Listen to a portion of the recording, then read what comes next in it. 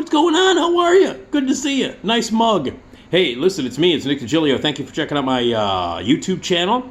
Lots of videos here. Please check them out. Scroll down, spread the word, subscribe, all that stuff.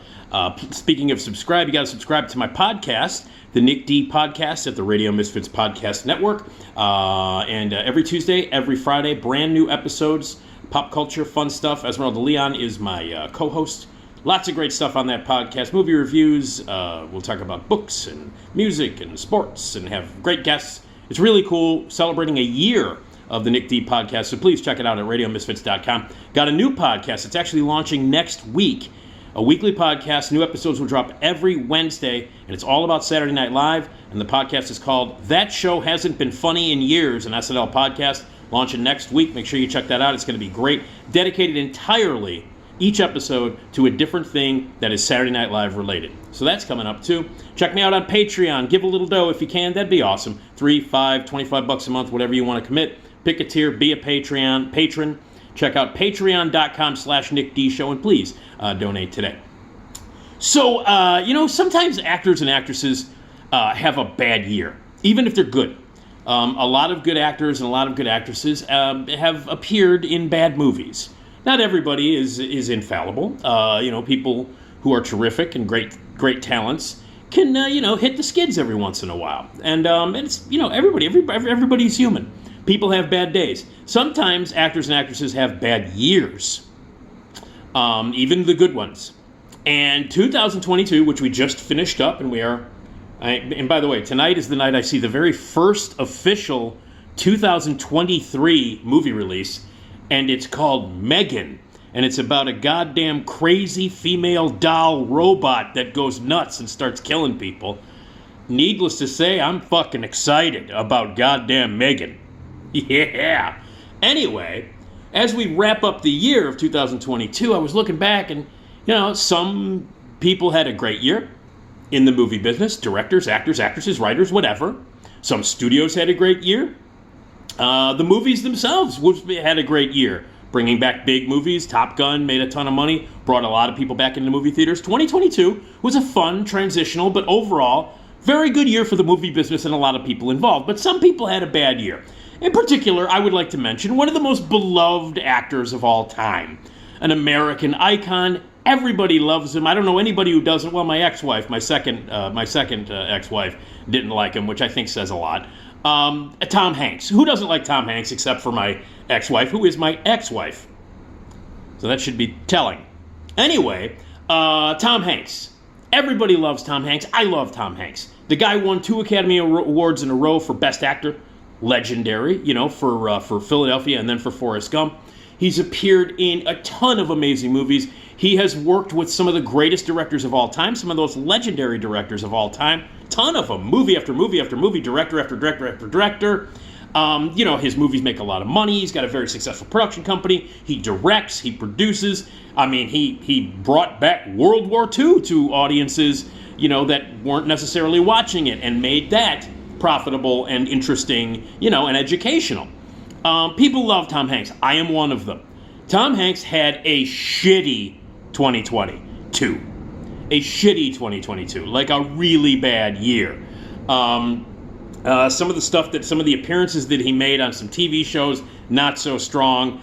His appearance on the Halloween episode of Saturday Night Live, less than stellar. The David S. Pumpkin thing, the appearance that he made didn't quite work this time. He produced some stuff that was nah, but it's mostly the 3 movies that he appeared in this year. One of which I saw last night, which is why I'm cutting this video right now.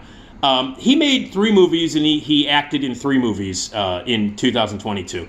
And one was okay, the other 2 were fucking awful. But he wasn't very good in any of them. In fact, he was terrible in 2 of them. The one that wasn't horrible, but still wasn't good, and would not look good on a resume, was Robert Zemeckis' version of Pinocchio. And it pains me to say that, because if you know me at all, you know how much I love Robert Zemeckis and how much I think he is one of the greatest commercial American filmmakers of all time. The only guy out there who could make big commercial movies like your Spielbergs and your Lucases and all that shit, but make them good. Like, make them actually about something and make them subversive and a little dark. Zemeckis is the deal. He is the real deal. But his version of Pinocchio, maybe it's not as bad as, it wasn't as bad as some of the other versions of Pinocchio out there, but it was less than stellar, underwhelming, not very good. And Hanks wasn't very good in it. It was like he phoned it in. So that's performance number one. Performance number two was his unbelievably embarrassing performance that he gave. Maybe the worst performance of his career as Colonel Tom Parker in Baz Luhrmann's extraordinarily shitty Elvis, which is one of the very fucking worst movies of 2022. And Baz Luhrmann is the Ed Wood of this generation, except that's an insult to Ed Wood because Ed Wood's a goddamn better filmmaker than stupid-ass Baz Luhrmann. Elvis is one of the worst movies fucking ever, and one of the reasons why it's so bad is because of Tom Hanks. Tom Hanks' performance as Colonel Tom Parker in Elvis is one of the worst performances I've ever seen. Without question, the worst performance ever given by a two-time Oscar winner ever. It's a goddamn embarrassment to not only Tom Hanks, but to humanity. And then last night, I see this movie called A Man Called Otto, which is a remake of a Swedish movie, which was based on a Swedish book. And apparently, Rita Wilson, Tom Hanks' wife, saw the movie and said, "Hey, we should remake this and you should star in it." And he went, all right. And that was the dumbest decision that a wife has ever made. Except for my ex-wife, who said she didn't like Tom Hanks. Anyway, so they decided that they were going to remake this movie that a lot of people really love. I've not seen the movie. I've not read the book, so I don't know the original. I don't know the text. I did see My Name is Otto, and it is a piece of shit. It is an excruciatingly unbelievable movie that is not horrible for about the first 45 minutes, but slowly becomes unforgivably ridiculously soap opera-y and manipulative to the point where I was groaning just as much as the old grumpy man that he plays in the movie. So he plays a grumpy old man, has lived in this life, and he's a widower, and some new people move in. He's about to kill himself. I'm not giving anything away at the beginning of the movie. He's going to hang himself, but some new people move in, and, they've got kids, and they're wacky, and he's going to learn to love again. He's a sad widower who's grumpy, yells at everybody in the neighborhood. He's just a grumpy old dude who hates everything and everybody, and is unbelievably sad because his wife died. Okay, so that's what it's about, and it's about him, learning to love again with the wacky characters that have moved into his neighborhood. And Mike Birbiglia, by the way, plays the villain. That should tell you how miscast and stupid this goddamn movie is. Mike Birbiglia plays the real estate mogul villain. Yeah. Woo! Anyway, that's been a bad year.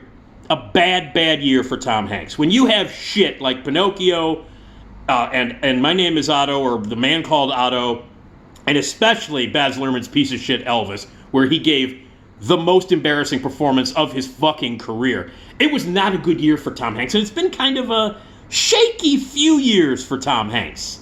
But this year especially, awful.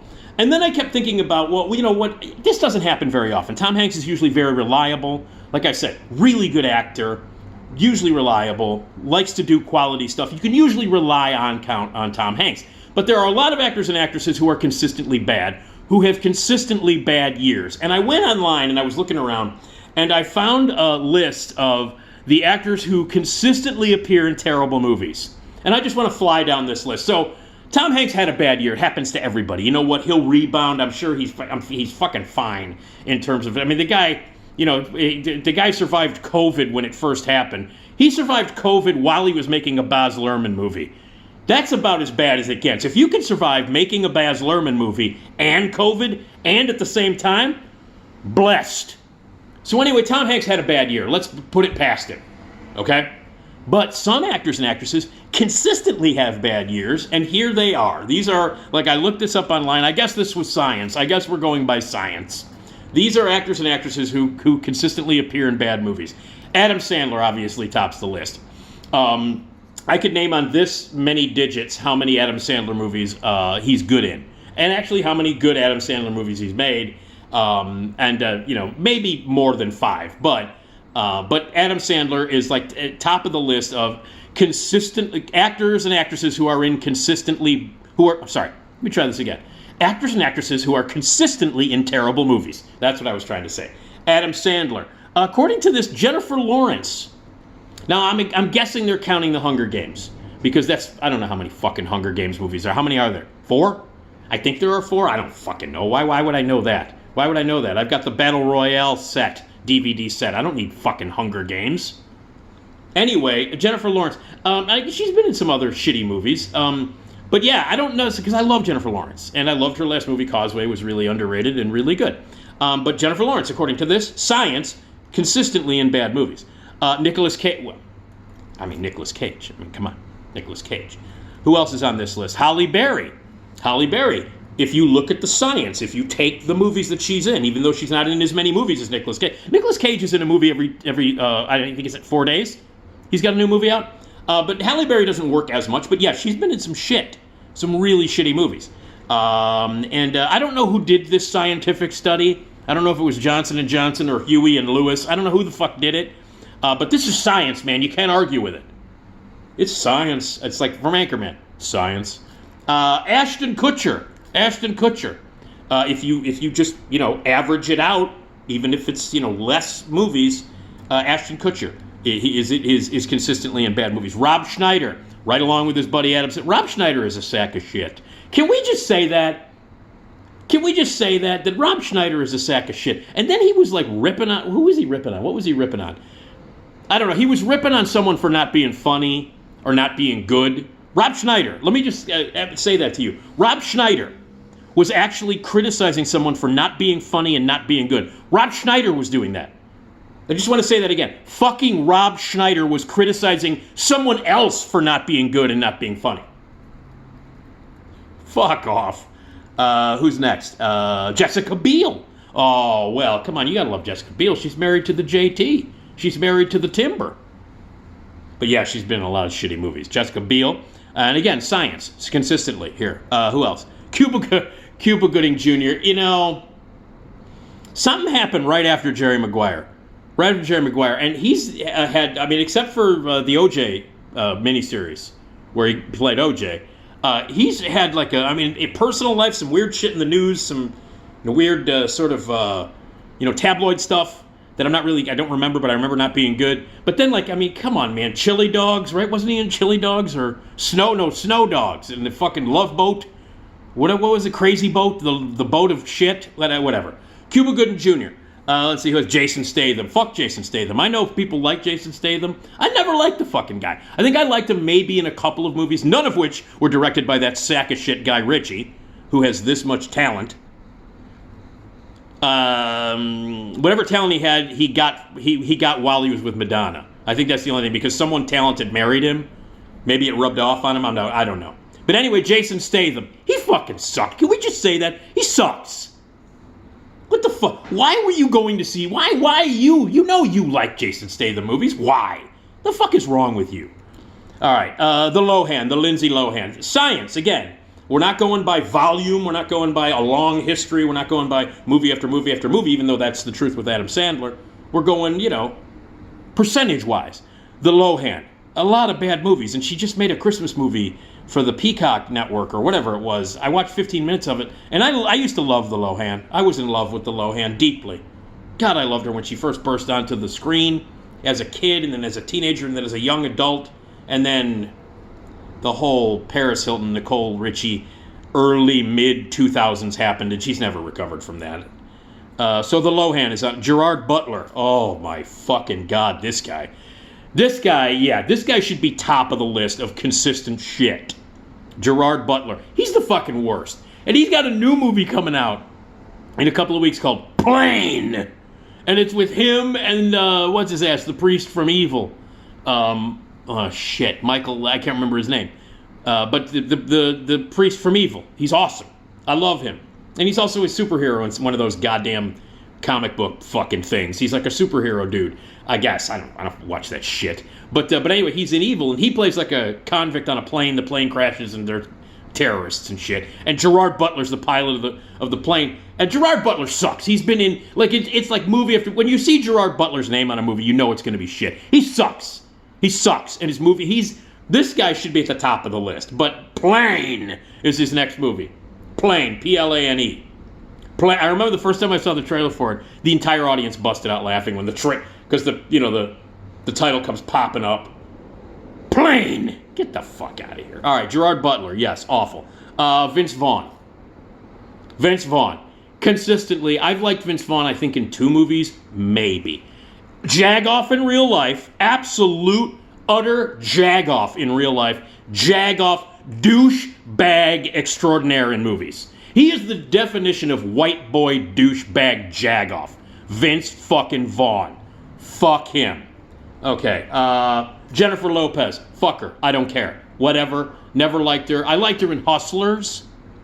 I liked her in that, or Hustle, or whatever, the Hustlers. Yes, Hustlers, where they were, the strippers did the con job, started ripping people off. I liked her in that. It's the only movie I've ever, no, and I liked her in Out of Sight, back in the old days.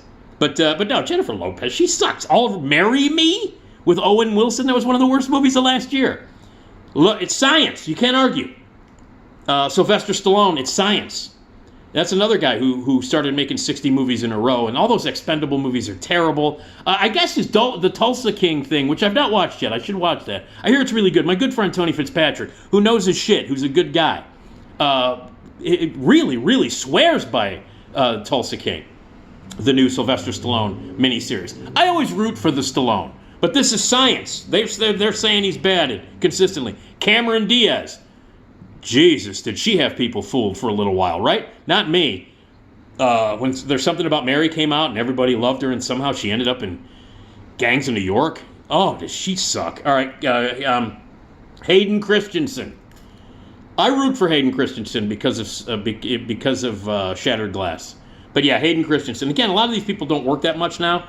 Kevin James, this is science. This is from a list where they did a scientific method on figuring out actors who are consistently in bad movies. So Kevin James, Mila Kunis. Oh, don't pick on the Kunis. I like the Kunis. She and Ashton Kutcher are both on this list. Something for them to talk about at breakfast. Charlie Sheen and Josh Hartnett. They rounded fucking leave Josh Hartnett alone. He's in the MacGruber series recently, so he's doing fine. He's in MacGruber. So those are the ones, that are consistently bad. Tom Hanks, obviously, does not belong on that list, despite the fact that he had a horrendous 2022 with Your Little Man, Otto, shit, Your Pinocchio, and the horrible Elvis. Now, on the opposite end, again, science, the actors who are consistently in great movies and actresses who are consistently in great movies. So actresses and actors. This is the list of the actors who are the opposite of that. Consistently in great movies. And here we go. Daniel Day-Lewis is number 1 on the list. Michael Fassbender, John C. Reilly, Benedict Cumberbatch, Robert De Niro. Really? Lately? Although he's in Amsterdam. No, actually, I guess that makes sense. I mean, he's made a lot of movies, but recently he was working with David O. Russell. He's good in all those movies. Tom Hanks, who is on the best list, who unfortunately might get knocked down a rung because of 2022 with your fucking Otto and your Pinocchio and your fucking Elvis. Matt Damon is on the list of doing consistently great movies. Leonardo DiCaprio. Jake Gyllenhaal. Doesn't work very often, but I guess when he does, it's consistently good. Jeremy Renner. Man, who had a horrible accident, by the way, if you're watching this now. Man, he had a terrible snowplow accident. He's all fucked up and in the hospital. Wish him the best. I love Jeremy Renner. Terrible snowplow accident. But Jeremy Renner is on this list of doing consistently best work. Tommy Lee Jones, another one who just shows up and goes, I'm pissed, get away from me. I'm Tommy Lee Jones. There's a stick up my ass. Edward Norton, Esmeralda Leon, my partner. That's her celebrity crush. All right, also on the list of consistently good stuff, George Clooney. Although he was in that Tickets to Shit with Julia Roberts, that piece of shit Julia Roberts movie he was in.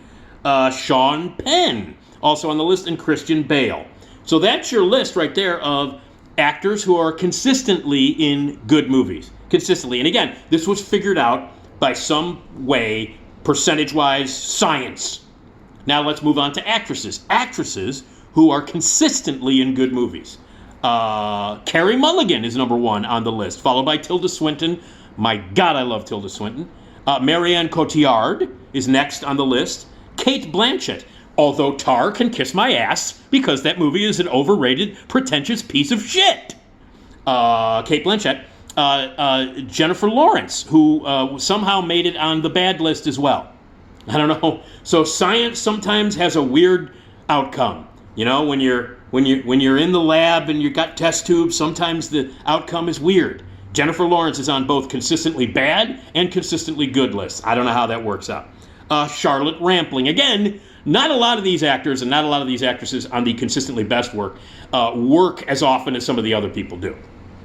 Charlotte Rampling. Jessica Chastain, who I love, who's awesome. Meryl Streep.